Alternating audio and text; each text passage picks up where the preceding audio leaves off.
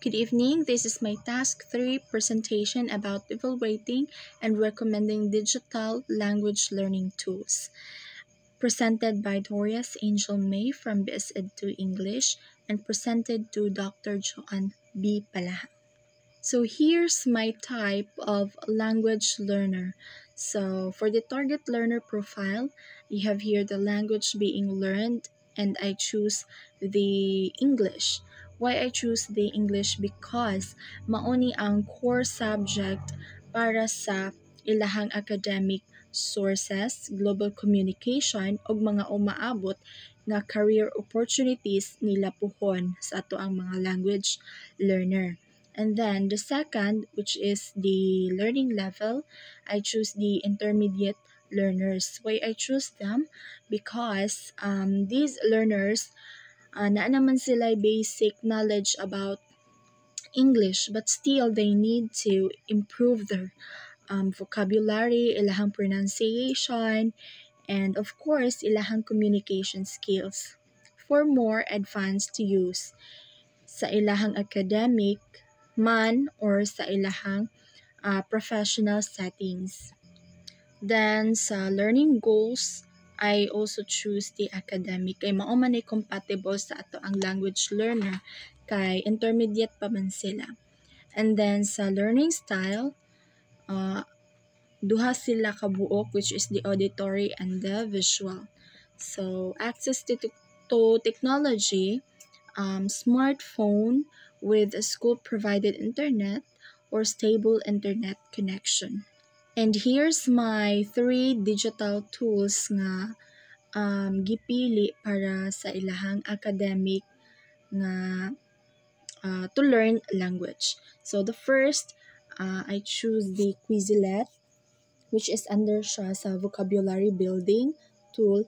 And then the number 2, which is the BBC Learning English, which is under siya sa listening and grammar resource. Then sa number 3, the speech notes or voice notebook, under siya sa pronunciation practice tools. So nganong gipili nako ang Quizlet?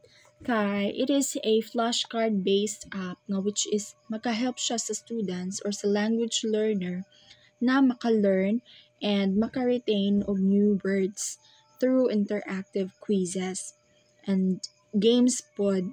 Katabag is mga language learners, especially sa mga intermediate nga ato ang gipili. And then sa number 2, ang BBC Learning English under sa learning and grammar resource, usa ni siya ka platform with audio and video lessons rather nga nag-focus sa grammar, pronunciation, and real-life conversation sa usa ka learner. And then the number 3, the speech notes or voice notebook na under sa pronunciation practice tools, usapod ni siya nga makatabang to allow the students to practice, especially sa ilahang pronunciation, and check their spoken accuracy in real time. And for the comparative evaluation, so we have here the pedagogical soundness. So sa Quizlet, uses spaced repetition for vocabulary retention. O sa BBC Learning English, nag-provide siya og real-world listening practice. Then sa speech notes pod or voice notebook, it encourages the students, especially spoken English practice. Dayon sa ato ang content quality, ang Quizlet customizable siya, especially sa mga flashcards and pre-made vocabulary list. And then sa BBC Learning English, usa siya ka high quality educational materials from BBC experts nga magamit sa ato ang mga intermediate language learner. And then sa speech notes or sa voice notebook, accurate voice for recognition for speech training. Then sa user interface and usability, ang Quizlet, simple siya and then student-friendly pud siya. And then, of course, engaging siya nga app. And then sa BBC Learning English, well-structured website and app. Then for the speech note, minimalist lang siya and then easy to navigate. Then for the interactive features, Quizlet, nag-use siya og mga flashcards, quizzes, and study games. So mao na ang usa sa mga nakapanindot sa Quizlet. And then BBC Learning English, audio and video-based lessons, then interactive transcripts. And then sa speech notes or voice notebook, real-time siya. Real-time siya nga platform which is or tool nga which is kanang nag-ano pud siya og nagamit pud siya og voice to text conversation kay under man siya sa pronunciation practice tools. And then sunod, we have the feedback and assessment. So sa Quizlet, instant quiz siya, instant quiz results and progress tracking.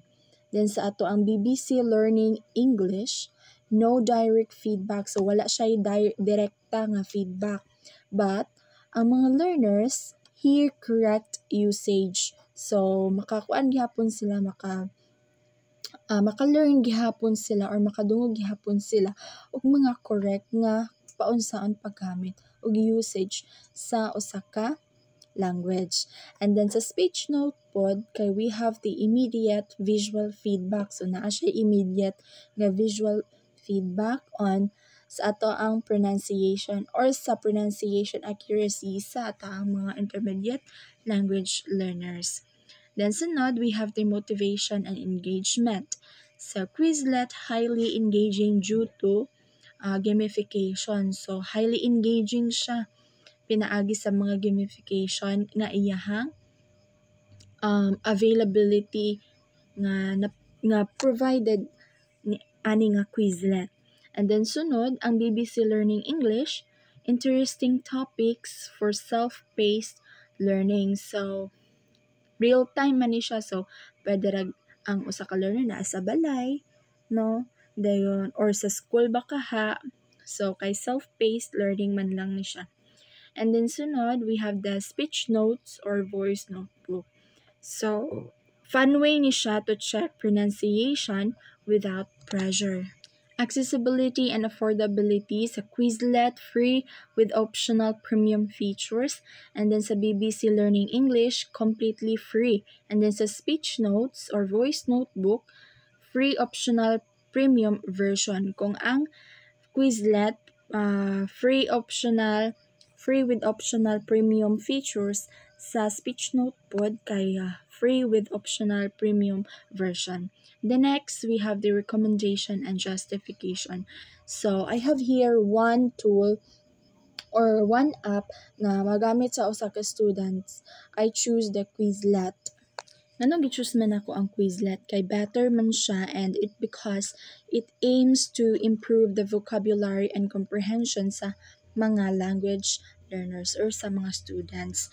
And then naa siya tulo ka kana bitang advantages na which is nindot jud siya gamiton sa mga language learners or sa ato ang intermediate language learners. So first, we have the interactive gamified learning.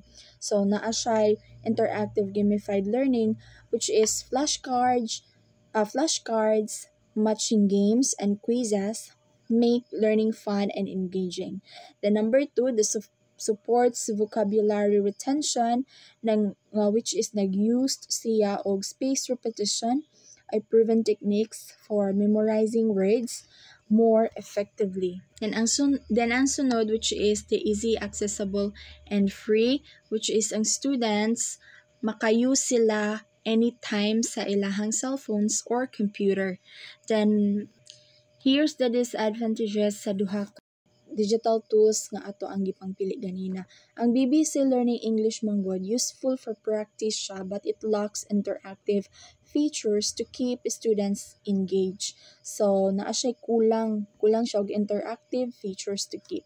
And the next we have the speech note which is helpful for pronunciation, but it does not provide structured lessons or a clear learning apps. So that's all. Thank you and God bless.